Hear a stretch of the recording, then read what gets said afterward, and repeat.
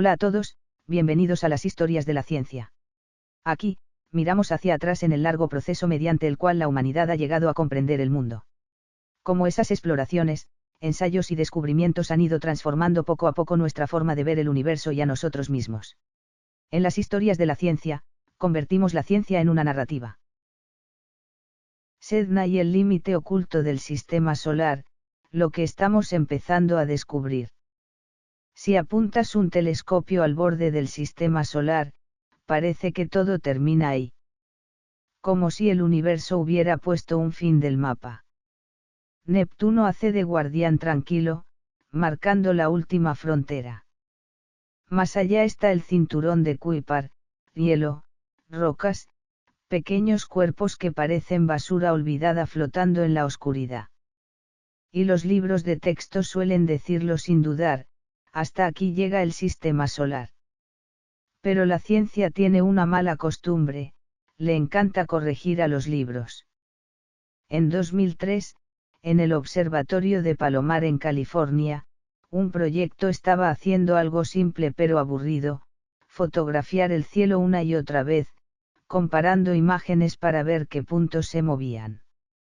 Básicamente, buscaban píxeles con vida en el espacio. El 14 de noviembre de ese año apareció algo. No brillaba. No llamaba la atención. Era de esos objetos que, si no haces zoom, ni los ves. Pero había algo raro desde el principio, se movía demasiado lento. Tan lento que parecía más indeciso que viajero. Como si el objeto pensara, salgo hoy o mejor mañana. En condiciones normales, los objetos del cinturón de Kuiper ya están lejos, pero su movimiento se nota en días o semanas. Este no. Este casi no se movía. Al principio pensaron que era un error. Es bastante típico en astronomía, primero desconfías del instrumento, no del universo. Pero los datos empezaron a repetirse. Consistentes. Demasiado consistentes. Michael Brown, Chad Trujillo y David Rabinowitz revisaron todo una y otra vez. Y cuanto más miraban, más extraño se volvía. El objeto no estaba más o menos lejos. Estaba absurdamente lejos. Primero pensaron, ok, será un objeto del cinturón de Kuiper. Pero cada nuevo cálculo empujaba la distancia más y más hacia afuera. Hasta que la pregunta dejó de ser dónde está y pasó a ser otra mucho peor. ¿Cómo puede estar ahí? Estaba en una zona que no encajaba en ningún modelo serio del sistema solar. Como si hubieras dibujado un mapa, y alguien apareciera fuera del borde del papel. Al principio lo quisieron encajar en lo conocido. Un objeto raro, sí, pero normal. No funcionó. Su órbita era extremadamente alargada, y su punto más cercano al Sol seguía siendo demasiado lejos. Incluso Neptuno, el gran policía gravitacional del sistema solar exterior, no parecía influirlo. Y eso es importante, Neptuno suele moldear casi todo lo que está cerca. Pero este objeto, no obedecía a nadie. Ahí empezó la incomodidad real. Porque solo hay dos explicaciones posibles cuando algo así ocurre. O hay estructuras gigantes que aún no hemos visto. O la historia del sistema solar exterior es mucho más extraña de lo que creíamos. Con más observaciones desde Hawái y Chile, el resultado se fue estabilizando. Y apareció un nombre, Sedna. Tomado de una diosa inuit del océano profundo. Un ser arrojado a las aguas más frías y lejanas. Y el nombre encajaba demasiado bien. Porque esto era exactamente eso, algo aislado, frío, remoto, casi imposible de alcanzar. Pero lo más impactante aún estaba por venir. Cuando la órbita se calculó con precisión, apareció un número que dejó a todos en silencio, más de 10.000 años para completar una vuelta alrededor del Sol. Dicho de otra forma, cuando Sedna da una vuelta completa, la humanidad podría haber cambiado de piel muchas veces. Imagina esto, Sedna avanzando lentamente por el espacio, mientras en la Tierra pasamos de herramientas de piedra a fotografiar galaxias. Y ella, sigue igual. Sin prisa. Sin cambios. Ahí surge la verdadera pregunta. Si esto es normal, ¿por qué es tan extremo? Y si no es normal, entonces, ¿qué estamos viendo realmente? Porque lo más inquietante no es Edna.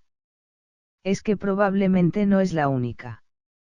Solo fue la primera en hacer ruido en un lugar donde creíamos que ya no había nada. Lo curioso es que el nombre Sedna no nació con el objeto, nació mucho antes de que lo viéramos. En la mitología inuit, Sedna no es una diosa cualquiera. Su historia parece sacada de una tragedia familiar sin filtro. Era una chica humana. Pero una serie de traiciones terribles la llevan al mar helado. Su padre, en un acto desesperado, la empuja al océano. En la caída, pierde los dedos. Y termina hundida en lo más profundo. Y aquí viene lo extraño. No muere. Cambia. Se convierte en la guardiana del fondo del mar. Los animales marinos pasan a depender de ella. Y los cazadores, para sobrevivir, tienen que ganarse su favor. En otras palabras, no vive en el mar, está atrapada en él. Cuando en 2004 los astrónomos bautizaron a un objeto lejano con su nombre, no fue casualidad. Encajaba demasiado bien. Ese cuerpo no orbitaba normal. Estaba lejos, aislado, casi fuera del sistema solar. Como algo olvidado en el borde del mapa. Y hay un detalle interesante. La Unión Astronómica Internacional ya estaba usando un patrón simbólico para nombrar estos mundos, mitología del inframundo, dioses del mar, figuras del límite y la soledad. Sedna entraba perfecto en esa lógica. Pero aquí pasa algo psicológico muy humano. Cuando das un nombre con historia, el cerebro deja de ver números. Empieza a ver personajes. Y como dice el refrán, una imagen vale más que 1000 palabras, y un buen relato, aún más. Así, Sedna dejó de ser el código 90377. Pasó a ser la exiliada del sistema solar. Aunque la física no tiene emociones. Su órbita es brutal. Extremadamente alargada. A veces se acerca a unas decenas de unidades astronómicas, pero puede alejarse cientos o incluso cerca de 1000. Para comparar, la Tierra está a 1. Neptuno a 30. Sedna juega en otra liga completamente distinta. Y lo más importante, está demasiado lejos para que Neptuno la haya moldeado. Eso rompe el guión habitual de cómo se forman estas órbitas. Como quien dice, cuando el río suena, agua lleva, aquí el sonido sugiere que falta algo más grande allá afuera. Su movimiento es tan extremo que pasa la mayor parte del tiempo congelada en la oscuridad, casi inmóvil desde nuestra perspectiva. Solo en una pequeña parte de su recorrido se acerca lo suficiente como para ser vista. Eso hace que su estudio sea difícil, y raro. ¿Por qué no encaja en ninguna categoría limpia? No es cinturón de Kuiper típico. Tampoco es un objeto disperso normal. Está en medio de una incógnita. Y por eso apareció otra idea, una región aún hipotética, el llamado entorno del sistema solar exterior más profundo. Pero hay un problema incómodo. Esa región se infiere precisamente por Sedna, y Sedna se explica con esa región. Un círculo perfecto de incertidumbre. Y en ciencia, cuando aparece un círculo así, no es poesía. Es una señal clara, todavía nos falta una pieza clave del rompecabezas. Si uno pudiera borrar todos los datos de Sedna y quedarse solo con su cuerpo, la sensación sería rara, incómoda e incluso no parece un objeto en movimiento, parece algo detenido. Como si el tiempo lo hubiera dejado en pausa y se hubiera olvidado de volver. Su tamaño ronda los 1000 kilómetros de diámetro y eso ya lo pone en una zona muy delicada, demasiado grande para ser un simple fragmento, demasiado pequeña para ser planeta oficial. En otras palabras, en el sistema solar también existen los indecisos. Pero lo realmente inquietante empieza cuando miras su entorno físico. Aquí la palabra correcta es una sola: extremo. La temperatura superficial baja hasta cerca de 12 Kelvin, casi el cero absoluto, y en ese punto, sentir frío deja de tener sentido, porque la materia empieza a rendirse antes que tú. Y luego está su aspecto, su color. Sedna brilla con un tono rojizo muy marcado, confirmado una y otra vez en observaciones desde los años 2000. No es algo exclusivo. Plutón y otros objetos lejanos también muestran rojos similares, pero Sedna exagera. Es como si alguien hubiera subido el filtro rojo al máximo del universo. La explicación más aceptada apunta a compuestos orgánicos llamados tolinas, y aquí viene lo curioso: no es un color mineral, sino una especie de residuo químico acumulado durante miles de millones de años. Rayos ultravioleta. Partículas cósmicas. Impactos invisibles pero constantes golpeando metano, nitrógeno y hielos complejos. Sin prisa. Sin explosiones. Sin drama. Solo transformación lenta, tan lenta que parece una broma del universo. Como dicen en español, despacio se llega lejos, aunque aquí sería más bien despacio se cambia todo. Algunos científicos incluso lo resumen con humor: si Plutón es un mundo congelado, Sedna es hielo ligeramente tostado. Pero ojo, el horno está a casi cero absoluto. Y hay algo más importante todavía: su órbita. Sedna está tan lejos del Sol que prácticamente nunca ha sido resetada por procesos geológicos fuertes. No se mezcla, no se renueva, no se reconstruye como los mundos interiores. Es más bien un archivo intacto, un resto primitivo del sistema solar temprano. Y cuando juntas todo esto, aparece una idea incómoda: Sedna no parece un objeto actual, sino una pista del pasado. Y ahí cambia la pregunta. Ya no es qué Sedna es, cómo llegó hasta ahí. Desde su confirmación orbital en 2004, los científicos han intentado encajarla en distintos modelos y lo interesante es que ninguno termina de cerrar del todo. Cada uno explica algo, pero deja otra grieta abierta. El primero es el modelo del paso estelar. La idea es sencilla: en los inicios del sistema solar, el Sol no estaba solo, nació en un entorno lleno de estrellas cercanas. Y en ese caos temprano, una estrella podría haber pasado lo suficientemente cerca como para alterar órbitas externas. Sedna encaja muy bien en esa idea: una órbita estirada, deformada desde fuera. Pero hay un problema clásico: la precisión necesaria es casi absurda. Demasiado cerca y todo se desordena, demasiado lejos y no pasa nada. Es una explicación elegante, pero exigente: ni tanto que queme al santo, ni tampoco que no lo alumbre. Luego está el modelo del cúmulo estelar. Aquí no hay un evento único, hay un entorno entero. El Sol habría nacido en un grupo abierto de estrellas, donde las interacciones gravitacionales eran constantes, un sistema caótico pero continuo. En ese escenario, las órbitas externas se barajan una y otra vez hasta formar casos extremos como Sedna. Su ventaja: no necesita un accidente único. Su debilidad: explica demasiado. Porque si todo se puede deformar, cuesta entender por qué solo algunos objetos terminan así. Y entonces aparece el modelo más famoso, el de un posible planeta lejano aún no descubierto.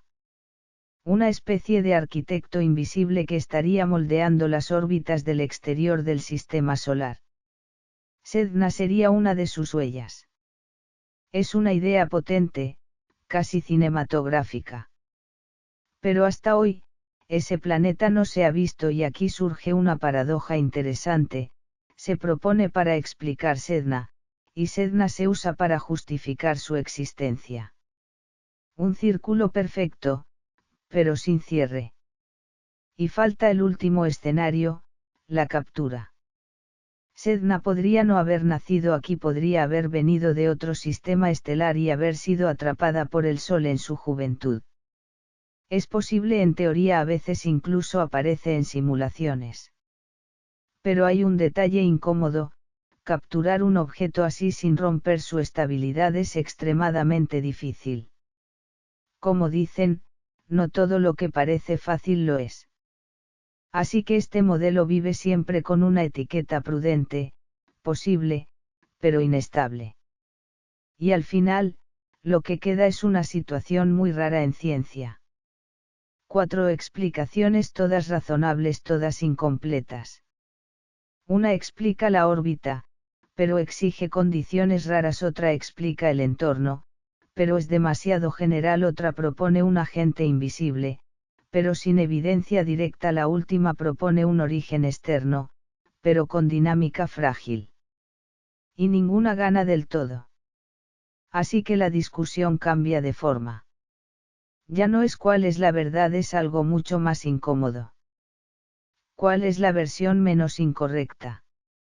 Y mientras tanto, Sedna sigue ahí, en el borde del sistema solar, sin prisa, sin explicación definitiva. Como si fuera una pregunta que el universo todavía no quiere responder. Cuando Sedna fue confirmada por primera vez, la comunidad científica pasó por un ciclo bastante típico: primero sorpresa, luego escepticismo, y después, la obsesión por buscar si hay más como este. Porque en astronomía existe una regla bastante clara: si encuentras un caso raro, puede ser suerte, pero si empiezas a encontrar varios, entonces ya no es suerte, es un patrón en construcción. Y Sedna cayó justo en ese punto de inflexión. A partir de mediados de los años 2000, con grandes cartografiados del cielo como el Sloan Digital Sky Survey, SDSS, y otros programas de búsqueda en el sistema solar exterior, los astrónomos empezaron a revisar datos con más detalle. Y lo incómodo ocurrió rápido: si había más. A estos objetos se les empezó a llamar sednoides. No son muchos, pero son suficientes para inquietar. Por ejemplo, 2012 VP-113, anunciado en 2014, y otros objetos con órbitas extremadamente alejadas, con perihelio muy distante de Neptuno. Y todos comparten algo curioso: sus órbitas parecen demasiado limpias. No limpias en el sentido físico, sino dinámico, es decir, casi no interactúan con Neptuno. No parecen objetos expulsados, parecen objetos que nunca estuvieron dentro del juego. Y ahí el problema empieza a crecer. Si Sedna fuera un caso aislado, podrías decir, una rareza estadística, pero cuando aparecen 2, 3, 4 casos similares, la estadística empieza a levantar la ceja. Los parámetros orbitales empiezan a mostrar patrones raros: perihelios muy lejanos, afelios extremos, inclinaciones no aleatorias, excentricidades altas. Todo junto empieza a parecer demasiado ordenado. Y aquí viene lo importante: el universo normalmente no es ordenado, es bastante caótico. Como dice el refrán, cada maestrillo tiene su librillo, pero el universo, en teoría, no debería tener ninguno. Así que cuando los datos se ven demasiado alineados, la primera reacción no es entusiasmo, es sospecha. ¿Estamos viendo el universo, o solo lo que somos capaces de detectar? Porque aquí entra un problema clave: nuestras observaciones del sistema solar exterior son limitadas. Estos objetos son extremadamente débiles, lentos y difíciles de seguir. Muchos no es que no existan en los datos, es que no podemos confirmarlos con facilidad. Así que lo que llamamos etnoides podría ser solo la parte visible de algo mucho mayor. Y entonces aparece una pregunta más incómoda.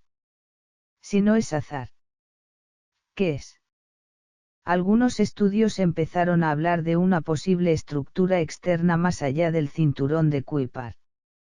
Una región donde las órbitas no serían aleatorias, sino moldeadas por algún mecanismo gravitacional aún no identificado.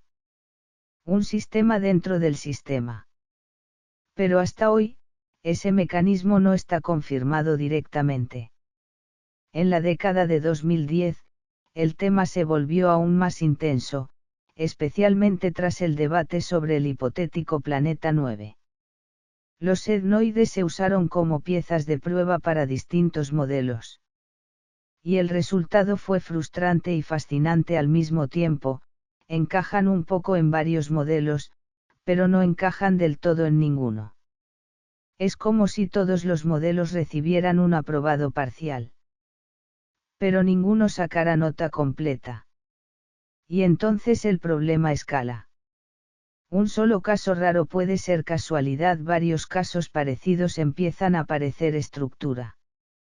Pero aquí aparece el freno de la ciencia real: los datos siguen siendo pocos. El número de etnoides conocidos es demasiado bajo para hacer estadística sólida. Podemos ver tendencias, pero no demostrar leyes. Así que la situación queda en un punto extraño. Vemos algo, pero no podemos afirmar qué es. Y en ese espacio de incertidumbre, la exploración continúa. Cada nuevo objeto lejano puede cambiar ligeramente la interpretación global. Los modelos se ajustan, los parámetros cambian, las conclusiones se retrasan. Y Sedna sigue ahí, como el primer punto de toda esta cadena.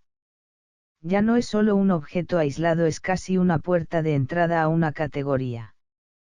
Cuando miramos desde Sedna hacia afuera, aparece una idea incómoda. Los límites del sistema solar que aprendimos en los libros quizá no son límites reales, son límites de observación. El cinturón de Kuiper, que antes parecía el final, hoy se ve más como una zona intermedia. Más allá, hay estructuras que aún no entendemos bien. Pero aquí está el problema: no podemos ver el mapa completo, solo fragmentos. Como si intentáramos reconstruir una ciudad mirando solo unas pocas luces en la noche. Y al juntar todo esto, aparece una imagen incómoda. Quizá no estamos dibujando el sistema solar, sino solo la parte que alcanza nuestra tecnología. En ese contexto, Sedna se vuelve clave. No porque sea única, sino porque apunta. Apunta hacia algo que aún no sabemos describir bien. O quizás solo apunta a un error de interpretación. Y al final, la pregunta se queda simple, pero difícil. ¿Lo que vemos en Sedna es una anomalía aislada del universo, o es la primera pista de una estructura mucho más grande? Las personas que realmente cambian el mundo suelen ser aquellas que simplemente han pensado un paso más que los demás. Si esta historia te ha hecho reflexionar un poco, dale me gusta, síguenos y guárdala para más tarde. Nos vemos en el siguiente personaje. Hasta pronto.